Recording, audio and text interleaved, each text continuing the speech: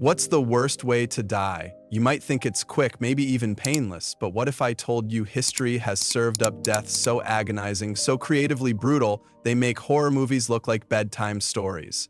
From a man being slowly boiled alive in front of a cheering crowd, to victims eaten alive by insects while trapped in their own filth for days, to chemical burns that reignited inside the body, these weren't just deaths. They were scientifically designed nightmares. And the most terrifying part, every one of them actually happened. Stay with me because you're about to witness the most painful deaths in human history, backed by science.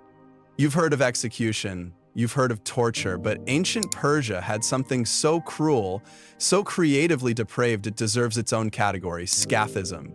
And if you've never heard of it, it's probably because your brain's been protecting you. Here's how it worked. They'd start with two boats or hollowed out logs.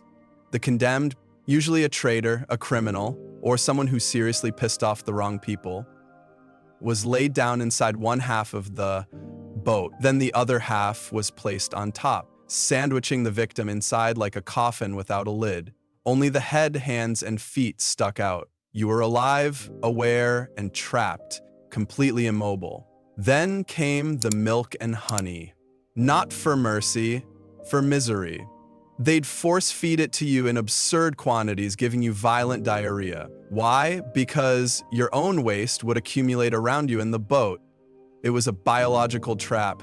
On top of that, they slathered your exposed skin in the same sticky mixture, milk and honey, coating your face and limbs. And that's when nature was unleashed. The stench and the sugar drew in every insect in the area. Mosquitoes, flies, beetles, bugs that laid eggs, larvae that burrowed into flesh. They came in swarms, and while you were alive, tied down and rotting from your own filth, they slowly ate you alive. Your skin blistered, your muscles festered, maggots fed on your eyes, nose, and open wounds. Inside the boat, the waste soaked your lower body and the bacteria turned your organs into a fermentation chamber. You didn't just die in scaphism, you decomposed before death. Some accounts say it took 10 days, others say 17. That's over 2 weeks of agony, thirst, starvation, infection, and pure insect-driven torment. You were fully conscious for most of it. No sedatives, no mercy, just the slow, surgical process of becoming living compost. Ancient historians like Plutarch documented it, horrified. Even by their standards, this was too far.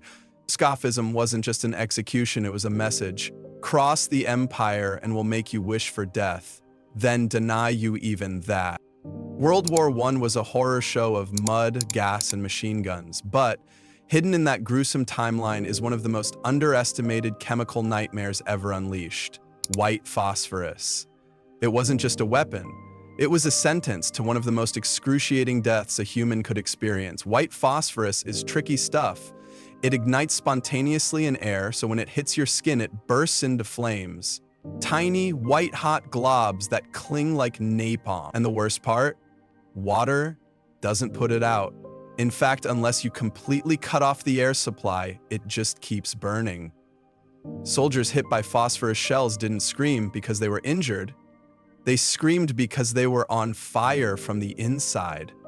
The substance seeped into open wounds, continuing to burn under the skin, sometimes reaching muscle, even bone. It didn't stop. And even if medics managed to remove the obvious fragments, phosphorus has a horrifying party trick. It can reignite later. Imagine thinking you're safe, bandaged, on the way to recovery, only to burst into flames again when exposed to air or heat. Your body becomes a walking fire hazard. And then there's the poison itself. White phosphorus is highly toxic. Even if the burns didn't kill you, your kidneys might shut down. Your heart might give out. It caused liver failure, severe infections, and systemic organ collapse. There are cases where soldiers who survived the initial exposure died hours or days later from the chemical damage spreading through their bloodstream. And for those unfortunate enough to be fully engulfed, their final moments were spent in silent shock, skin melting, nerves firing non-stop pain signals to the brain, until the body finally couldn't handle it anymore. Death by phosphorus wasn't just a weapons side effect. It was a calculated form of torture disguised as military strategy, and for those who saw it up close, It was something they never forgot. Ever. In 1531, England wanted to send a message. Poisoning someone wasn't just murder, it was treasonous. And treason demanded a punishment so gruesome, so soul-scarring, that no one would dare repeat the crime. Enter Richard Roos.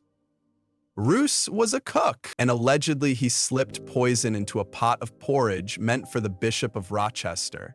The bishop survived, 2 others didn't, and Roos, whether guilty or not, became the center of a public spectacle that would go down in history as one of the most agonizing executions ever carried out. He was sentenced to boiling alive.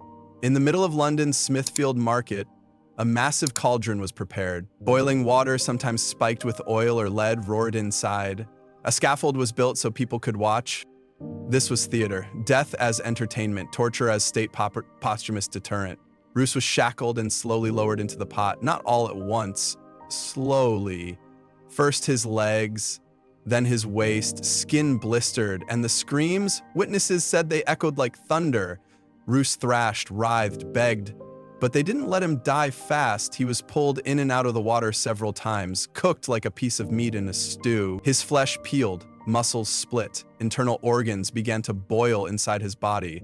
It took nearly 2 hours. That's 2 hours of unimaginable pain, every nerve exposed, every second feeling like fire crawling under your skin. It wasn't quick, it wasn't clean. It was meant to make you suffer long enough to terrify the crowd into obedience. And it worked. Roos's death was so horrific that England never used boiling as an execution method again. One and done. Even the monarchy had to admit it had gone too far. But in the annals of painful deaths, Roos's story stands out, not because he died, but because he lived through so much of it. When you hear the word crucifixion, you probably think of a wooden cross and a quick, symbolic death. But the Roman Empire didn't invent crucifixion to be poetic. They built it to be hell on earth, a methodical breakdown of the human body, 1 minute at a time. First, the condemned were flogged. Beaten with a flagrum, a whip embedded with bone or metal, the lashes tore through flesh, exposing muscle and sometimes bone. Victims went into shock before the cross even touched them. Then came the nailing. Not through the palms, as Renaissance paintings love to show. That wouldn't support the body's weight. Instead, nails were driven through the wrists, through the median nerve, a bundle of agony. The feet were twisted and nailed into the base of the cross. Every nail was placed for maximum pain and zero stability. You weren't pinned, you were suspended. Now the real suffering began. Crucifixion kills you slowly, not by blood loss, not even infection. It kills you by suffocation. Hanging from outstretched arms collapses your chest, making every breath a conscious, excruciating effort. To breathe, you had to push up with your legs that were nailed in place. Every breath meant tearing at your wounds. Every exhale cost more pain than the last. Hours passed, then days. Victims were exposed to the elements. Birds pecked at their faces. Insects nested in open wounds. Dehydration set in. Muscle cramps locked the body in a spasm of torment. Eventually, your arms dislocated, your lungs filled with fluid, and when your heart finally gave out, it wasn't mercy, it was release.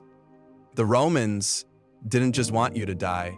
They wanted everyone to see you die, slowly, publicly, humiliatingly. Crucifixion was a billboard of pain, and it worked. People remembered. Even today, it remains one of the most excruciatingly engineered deaths in human history, perfected not by chance, but by centuries of practice in how to make pain last. These weren't just deaths, they were messages, warnings etched into time, doom swam-etched to the blinding flash of Hiroshima. These moments prove something chilling, that the line between punishment and cruelty has always been disturbingly thin. But here's the real question. What tortures exist today that future generations will call inhumane? If you think these were the worst, wait till you see what's coming next. Subscribe, because history doesn't whisper, it screams.